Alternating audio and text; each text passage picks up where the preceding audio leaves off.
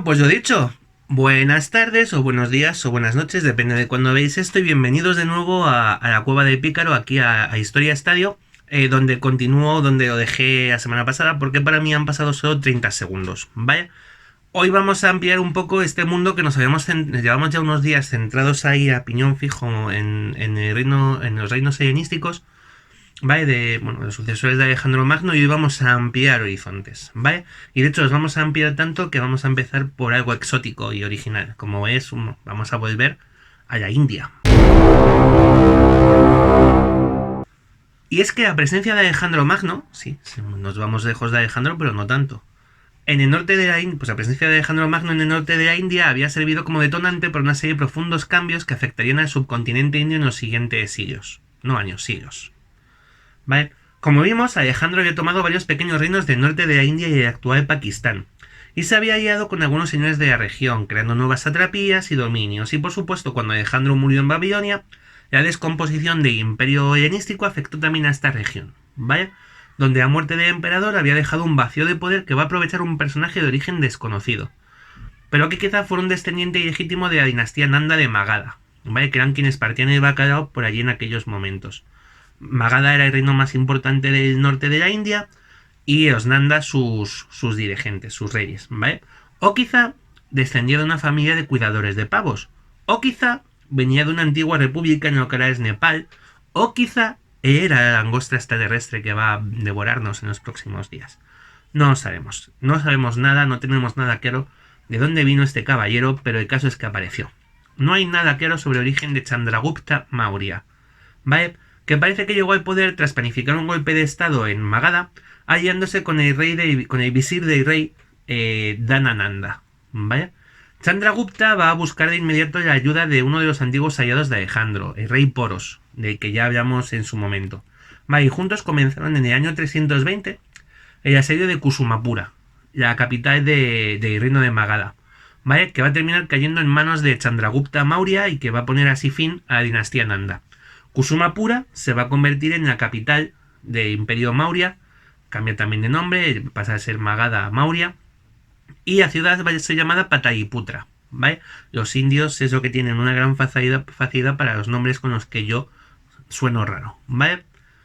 Pataliputra, que va a ser la capital del Imperio Maurya. Poros, el aliado de Chandragupta, no pudo disfrutar demasiado de esta victoria, ya que fue envenenado poco después de la caída de los Nanda, y el reino lo heredó su hijo, el príncipe Malayaketu, ¿vale? Que se mostró bastante ambicioso y planeó la caída de Chandragupta Maurya para conseguir para sí mismo la totalidad del antiguo imperio de Magadha, ¿vale? Sin embargo, el antiguo visir de los Nanda, que ahora era aliado de los Maurya, Chanakya, ¿vale? Consiguió manipular a sus enemigos, deshaciendo la alianza de Malayaketu y abriendo así el paso a que Chandragupta consiguiera conquistar la mayor parte del norte de la India, desde la cuenca de Indo hasta Bengala, ¿vale? Lo que hizo tener un nuevo conflicto con los diádocos, concretamente, y como ya vimos en el capítulo anterior, con Seleuco I Nicator, ¿vale? Que como también vimos, va a terminar cediendo varios territorios de este imperio helenístico a Chandragupta, que se casó con Helena, hija de Seleuco, a cambio de lo cual entregó al rey Seleucida los 500 elefantes que tanta importancia van a tener en la derrota de Demetrio y Antígono en la batalla de Ipsos, que hemos visto para vosotros hace una semana, para mí hace 10 minutos. No llega. Vale, Chandragupta y el visir Chanakya han conseguido crear el que se considera el primer imperio indio de la historia, ¿vale? Con una gran estructura imperial que tendrá su centro en la ciudad de Pataliputra, ¿vale? Que tras las obras realizadas allí por el primero de los emperadores Maurya, va a pasar a poder competir en extensión y complejidad con otras grandes ciudades de Oriente, ¿vale? Como la misma Susa, por ejemplo. Pero después de conseguir este imperio, su arquitecto Chandragupta, en el año 297 decide retirarse, ¿vale?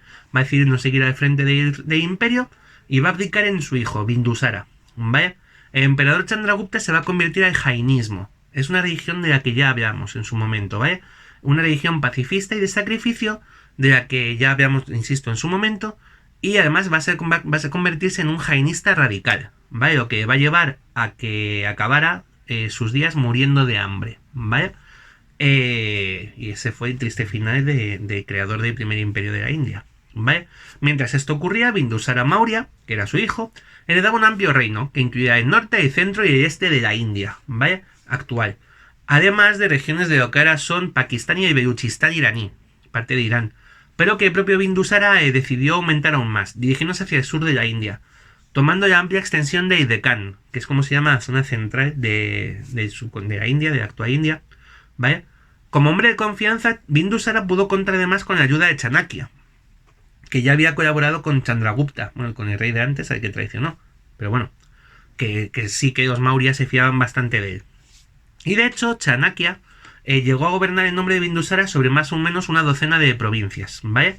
De provincias imperiales, aunque también tuvo que ver cómo las primeras rebeliones contra la dinastía Maurya comenzaban en sus dominios, a alzarse las provincias de Taxila contra el gobierno de su hijo, lo que exigió la intervención del príncipe Ashoka, el hijo de Bindusara, ¿vale? Con uno de los nombres, el hijo de Bindusara, y que tiene uno de los nombres más molones de la historia, ¿vale? Esto de Ashoka Khan, no sé, algo así. De una manera o de otra, Bindusara se hizo con el dominio casi completo de la India, salvo por la región de Kalinga, en el noreste, una esquinica, ¿vale? Y los territorios drávidas en la punta de la India y la isla de Sri Lanka, ¿vale? El rey Bindusara va a convertir el imperio Maurya en un centro de referencia y de relaciones internacionales, por decirlo de alguna manera, y va a recibir embajadores procedentes de los reinos helenísticos, aunque finalmente, en el año 272 a.C., Bindusara va a morir, ¿vale? A su muerte, el imperio Maurya se suma en una breve guerra dinástica, pero tras unos 4 años, en el 268, Ashoka, como no podía ser de otra manera, consigue hacerse con el trono, ¿vale? Y decidió que su primera acción como rey sería la conquista de Kalinga, de esta esquina que había quedado en el noroeste de la India, ¿vale? En el noreste de la India, y que Ashoka había decidido tomar, pero vamos, a cualquier precio, costara lo que costara, ¿vale? Bueno, pues desde luego fue un precio alto. La guerra duraría 8 años, ¿vale? Y Kalinga sería brutalmente destruida. Más de 100.000 muertos se calcula que hubo en estos 8 años de guerra. Y de hecho la tradición dice que Ashoka, después de ser testigo de la destrucción que él mismo había causado en Kalinga, abrazó el budismo y se alejó del camino de la guerra, convirtiéndose en el gran valedor e impulsor de las doctrinas budistas en la India, que de hecho probablemente no hubieran adquirido nunca la importancia que han tenido posteriormente hasta el día de hoy, de no haber sido por la conversión de este rey Maurya, de este Ashoka Maurya, ¿vale? Que sería el primer rey budista de la India, ¿vale? Del imperio Maurya.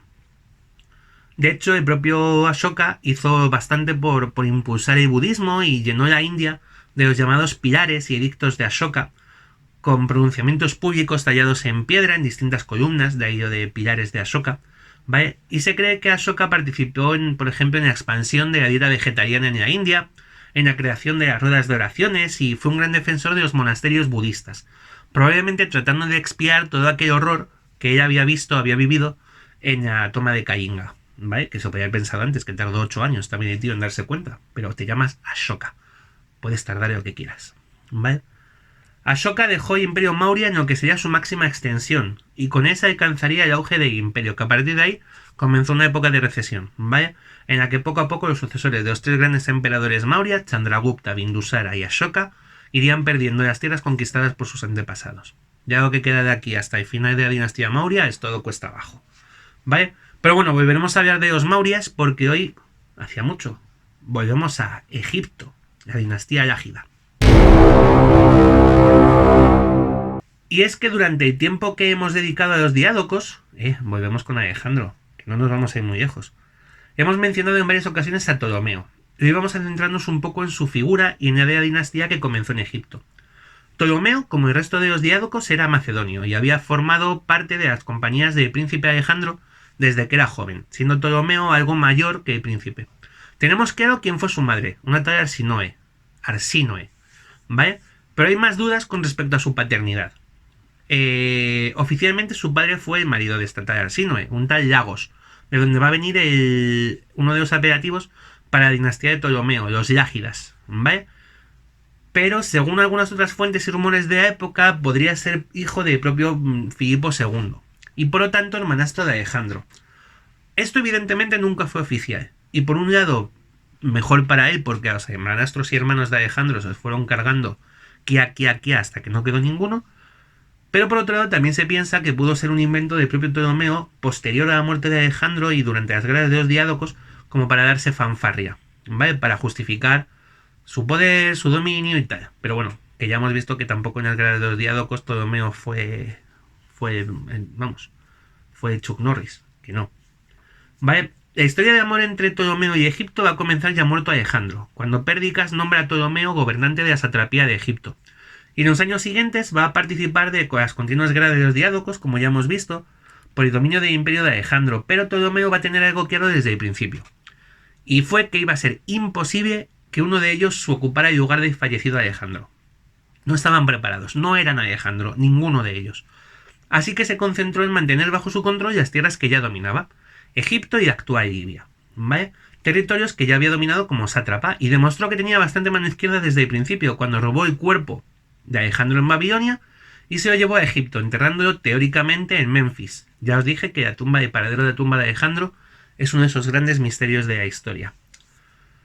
El hecho de que Ptolomeo robara el cuerpo de Alejandro y lo enterrara en Memphis, y lo que hizo fue impedir que Pérdicas, que en aquel momento era el sucesor de Alejandro, perdiera gran parte de su influencia en no poder enterrar a su predecesor, como acostumbraban a hacer los reyes de Macedonia. La participación de Ptolomeo en las guerras de los Diádocos ya hemos visto, pero hay que señalar un punto importante en el año 305, cuando después de que Casandro asesinara a la reina Roxana y al joven Alejandro, los Diádocos comenzaron a proclamarse reyes, y ni corto ni perezoso, Ptolomeo se hizo llamar a sí mismo faraón, ¿vale? O sea, el título que había sido ya desechado allá por tiempos de los persas, Ptolomeo lo va a recuperar, ¿vale? Se va a mantener ese título en Egipto, aunque de cara al exterior va a ser Basileus, va a ser rey, como el resto de los Diádocos, ¿vale? Pero no deja de ser un jueguete interesante esto de que de cara a los egipcios Ptolomeo se convertía así en Ptolomeo I Soter, su nuevo faraón, ¿vale? Y con él va a iniciarse la última dinastía de Egipto, la dinastía Alágida. Bueno, pues decidido a acrecentar la importancia de Egipto en el mundo mediterráneo y a mantener vigilados Chipre, Rodas y Levante, Ptolomeo va a instalar su capital en Eideita, en Alejandría, ¿vale? Donde van a permanecer los Yágidas hasta el fin de la dinastía, mucho tiempo después. Bajo el gobierno de Ptolomeo se produjo una curiosa mezcla de costumbres egipcias y griegas en los dominios de este rey, ¿vale? Algo que ocurrió realmente con todos los reinos de los Diádocos, que sufrieron fuertes procesos de asimilación, de orientalización, ¿vale? Hasta que las costumbres macedónicas fueron reemplazadas por completo por las costumbres de las tierras que los macedonios habían conquistado, ¿vale? Lo que presenta este típico sistema de conflicto entre vencedores y vencidos en numerosas guerras donde los vencedores son asimilados por los vencidos y no hay revés. Ptolomeo tuvo varias esposas e hijos y supo utilizarlos para afianzar su posición en el Mediterráneo. Casó a sus hijas con los reyes de Tracia, de Siracusa, de Epiro y con el propio Demetrio, el hijo del que había sido su enemigo, Antígono I. Y sin dejar de participar en las guerras de exterior para favorecer sus propios intereses, Ptolomeo I se concentró sobre todo en gobernar el interior de Egipto, ¿vale? Haciendo malabares para mantener el equilibrio entre las influencias helenísticas, egipcias y judías en su reino. Y creó incluso nuevos dioses, como Serapis, ¿vale? Que va a ser adorado a partir del reino de Ptolomeo como una mezcla de Osiris y Apis, ¿vale? Que se va a convertir en la divinidad protectora de Alejandría y por lo tanto de todos los griegos y egipcios por igual, ¿vale? En el año 285 a.C., Ptolomeo I Soter significa el Salvador, ¿vale? Que es así como le llamaban, ya con 82 años de edad, decidió abdicar en favor de su hijo más joven, Ptolomeo II Filadelfo, ¿vale? Se van a llamar todos Ptolomeo. Este Ptolomeo II Filadelfo va a ser hijo de su esposa favorita, la reina Berenice. Existía un hermano mayor, Ptolomeo Cerauno, hijo de su segunda esposa, Eurídice, ¿vale? Que fue exiliado de Egipto por influencia de esta Berenice y que se va a refugiar en la corte de Seleuco y que más adelante va a terminar convirtiéndose en rey de Macedonia. Ya iremos viendo. Pero como no va a formar parte de la dinastía Alágida, Ptolomeo Cerauno, lo dejamos para otro día, ¿vale? Este segundo rey se va a llamar también Ptolomeo, ya lo he dicho, ¿no? Ptolomeo II Filadelfo, como todos los faraones que van a seguir. Y es que a partir de ahora todo va a ser un desfile: Ptolomeos y Cleopatras, Berenices y Arsínoes, ¿vale? No hay otro nombre. Acostumbrémonos a esto y pongámosles números a todos.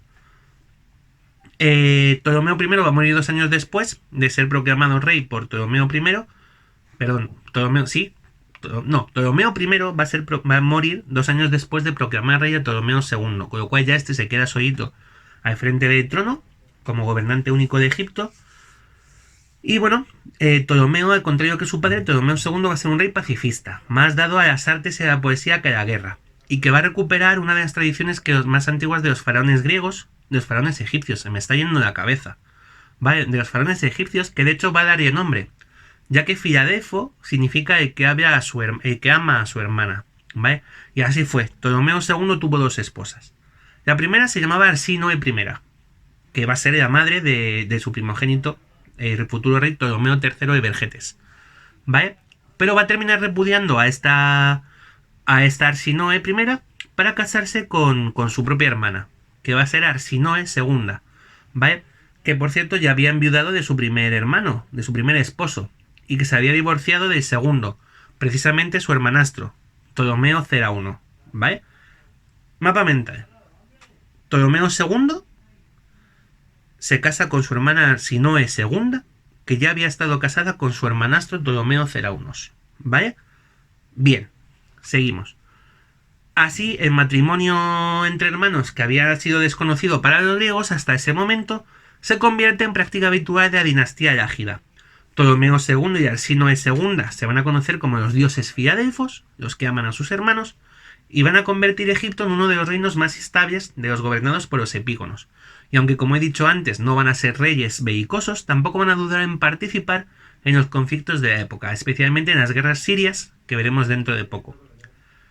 Pero ahora vamos a dejar Egipto y vamos a volver a Grecia. La llegada de los galos.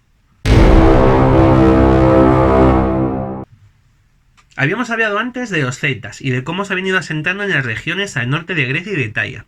Si recordáis, los celtas ya se habían asentado en la actual Lombardía y habían colaborado con etruscos, con samnitas, contra Roma. ¿Vale?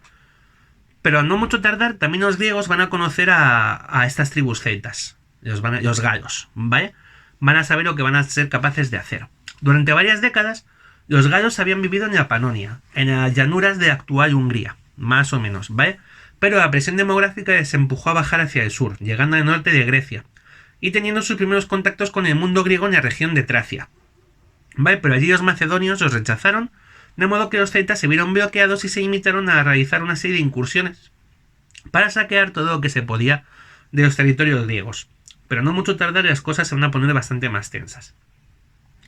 Y es que entre los años 281 y 280 a.C., la presión que los galos realizaban sobre las fronteras macedonias resultó insostenible, y ya hordas de galos entraron en territorio griego. ¿Vale? El rey de Macedonia de aquellos años era Ptolomeo II, sí, el primogénito de Ptolomeo I, que había tenido que salir de Egipto antes de la coronación de Ptolomeo II Filadelfo, y que había llegado a ser rey de Macedonia.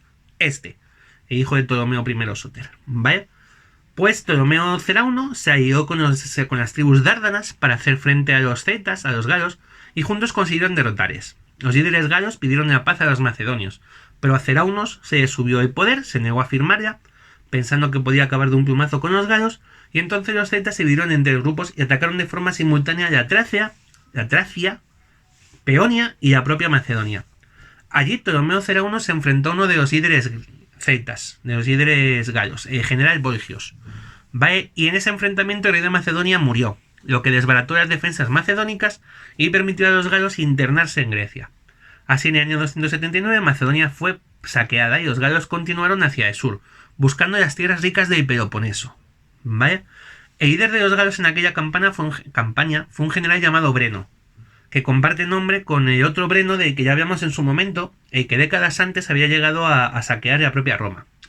Para dar respuesta a los galos, los griegos reunieron un ejército que esperó la llegada de los galos, y el lugar elegido para ello fue, evidentemente, y como no podía ser otro, las Termópilas. ¿Vale? Los griegos consiguieron rechazar allí a los galos durante un tiempo, pero Breno decidió enviar a parte de su ejército a atacar Etolia, ¿vale? Una región de Grecia donde venían la mayor parte de los defensores de las Termópilas. Con los galos campando sus anchas por Etolia, los etolios que defendían el paso regresaron apresuradamente para salvar a sus familias, ¿vale? Aunque no antes de que los galos arrasaran en la ciudad de Caión, por ejemplo, masacraran a todos sus habitantes. Los griegos reaccionaron con violencia. Muchos celtas murieron en manos de los ciudadanos de Acercana Patras, ¿vale? Y las mujeres de Etolia. Pero el plan de Breno había funcionado y la guardia griega en las Termópilas había fracasado. Así que los celtas se adentraron en el Peloponeso dirigiéndose hacia el lugar más rico de Grecia. Por supuesto, Delfos. Los celtas habían oído hablar de los tesoros que se custodiaron allí y respetaban poco la posible guardia que el propio dios Apolo pudiera ejercer sobre el lugar. Eran más de dinero contante y sonante los celtas. ¿Vale? Pero Breno no contaba con cómo podían ponerse los griegos a la hora de defender el que era el mismo corazón de su civilización. El ejército griego consiguió rechazar a los galos, que tuvieron que retirarse de vuelta hacia el norte, hacia Heraclea. Pero por el camino los celtas fueron alcanzados por las guerrillas fócidas e incluso fueron víctimas de un gran alud que acabó con la vida de muchos de ellos. De modo que después de Delfos, las hordas gallas se dispersaron. ¿Apolo? ¿Mala suerte? ¿El destino? Total, que los celtas que saquearon Delfos salieron bastante escaldaditos de la situación. Al parecer, además, Breno sufrió una herida importante en la batalla de Delfos. Una herida importante, he dicho, ¿verdad? Sí. Una herida importante en la batalla de Delfos. Y eso no le impidió continuar a priori. Vaya, dirigió a parte de sus seguidores hacia otros santuarios. De hecho, tomaron Dódona, en el Epiro. Y se dirigieron hacia Olimpia, donde se encontraba el santuario de Zeus Olímpico, que también fue saqueado. Pero poco después Breno murió a causa de herida recibida en Delfos, y los restos de los ejércitos que aún le seguían se dispersaron. El gran ejército galo que había saqueado Grecia se dividió. Parte de ellos se dirigieron hacia Oriente y otros hacia Occidente. Los primeros, los que fueron a Oriente, cruzaron el Esponto y llegaron a Asia Menor e intentaron tomar las tierras de Pérgamo, pero fueron rechazados por los reyes de Pérgamo de aquel momento, Eumenes I y Átalo I. De modo que terminaron adentrándose en el corazón de Asia Menor y se asentaron en la Capadocia, formando la región que aún a día de hoy se llama Galacia, y cuyos habitantes pasaron a denominarse gálatas. Estos gálatas ocuparon la antigua capital de la región, que ya había sido tomada en su momento por Alejandro Magno, la ciudad de Ankara, que pasó a llamarse Ancira, nombre que se mantendría hasta la invasión selyúcida más de 1000 años después, cuando se convertiría en Angora, y que para el siglo XX recuperó su nombre original, Ankara, la actual capital de Turquía. Sí, queridos amigos, sorpresa, la capital de Turquía no es Estambul, ¿vale? Es esta Ankara, que es el corazón además de los antiguos celtas de Turquía, los gálatas, ¿vale? El otro grupo de galos que decidieron volverse hacia Occidente estaban formados sobre todo por miembros de la tribu de los Voiscos Tectosagos, ¿vale? Que tiene un nombre también como para atragantarte. Estos Voiscos, estos galos, regresaron a la región de la que teóricamente procedían, el sur de la actual Francia, ¿vale? En torno a la ciudad de Tolosa, la Toulouse francesa. De hecho, de donde vendría el nombre romano para la Galia, ¿vale? Pues de esta zona de Agaia, de la zona de Toulouse, ¿vale? Y supuestamente estos van a ser los galos que se llevaron el botín de Breno, conocido históricamente como el oro de Tolosa, ¿vale? Según cuenta la leyenda, los galos fundieron el tesoro que habían conseguido en Delfos, Dódona y Olimpia, ¿vale? Para convertirlo en grandes ruedas de molino.